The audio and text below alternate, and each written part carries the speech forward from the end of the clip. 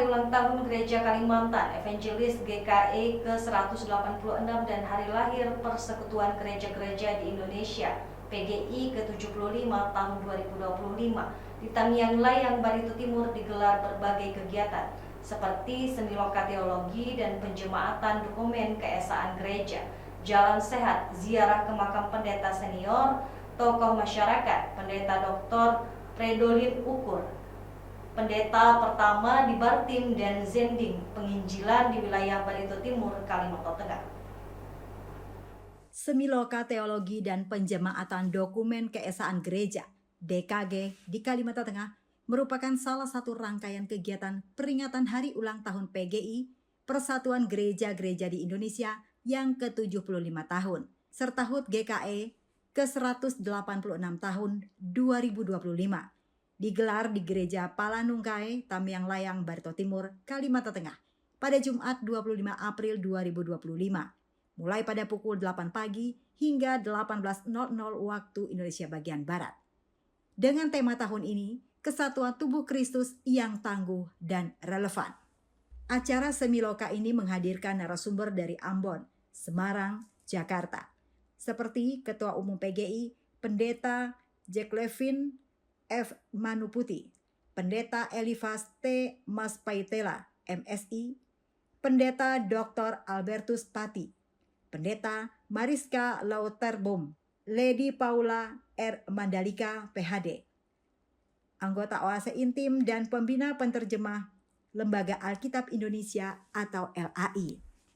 Berbagai materi yang disampaikan dalam rangka sosialisasi dan penjemaatan dokumen keesaan gereja, teologi Alkitab, meningkatkan kualitas pendidikan dan keluarga Kristen, sejarah dan peran gereja di Kalimantan, hingga isu lingkungan, teologi tanah dalam konteks Kalimantan. Juga peran dan upaya bersama, keseimbangan antara pemerintah, korporat, masyarakat, dan gereja.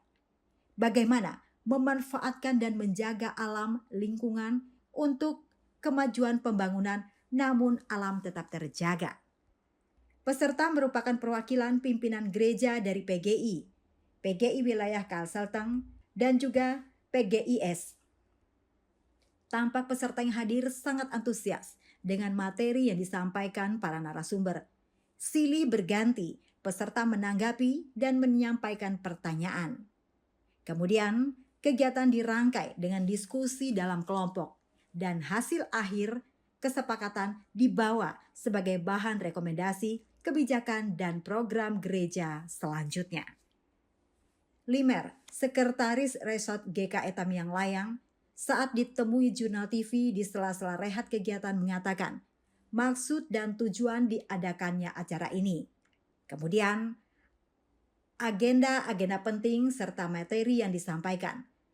Limer menambahkan, merasa sangat bersyukur karena GKE Tamiang Layang ini dipilih dan dipercaya untuk menggelar kegiatan seperti ini sebagai tuan rumah.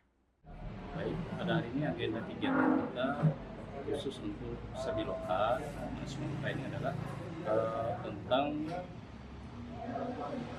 teologi dan penjemaatan dokumen satu gereja. Jadi pesertanya adalah pertama dari PGI, kemudian dari PGI Wilayah Kalimantan Tengah, PGI Wilayah Kalimantan Selatan, PGIS, kemudian ada juga narasumber kita ada dari Ambon, dari Semarang, dan juga dari Jakarta.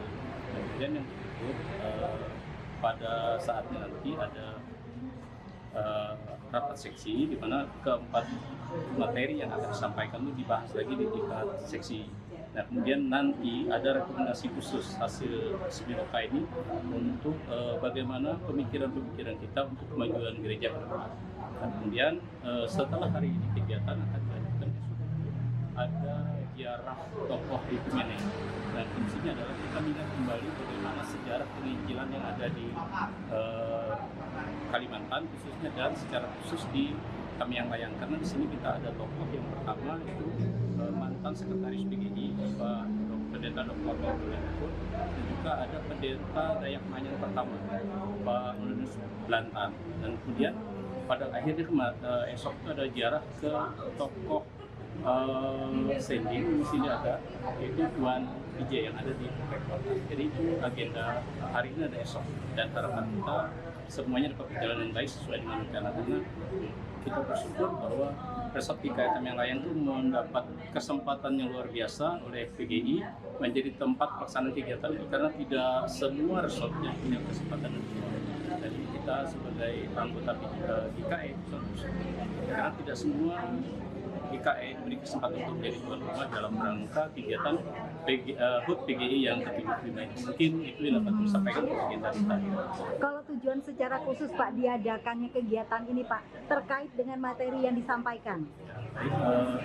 Terkait materi yang disampaikan pertama, di mana diharapkan bahwa Semiloka ini memberikan pemikiran ke depan bagaimana peran gereja untuk pertama kelestarian lingkungan, kemudian adanya toleransi antar umat beragama, kemudian juga berikut peran serta gereja dalam pembangunan di tingkat kabupaten maupun tingkat nasional. Satu lagi Pak yang membuat saya tertarik terkait dengan kegiatan acara ini sendiri, tadi dipaparkan di dalam bagaimana peran gereja itu terhadap lingkungan Pak.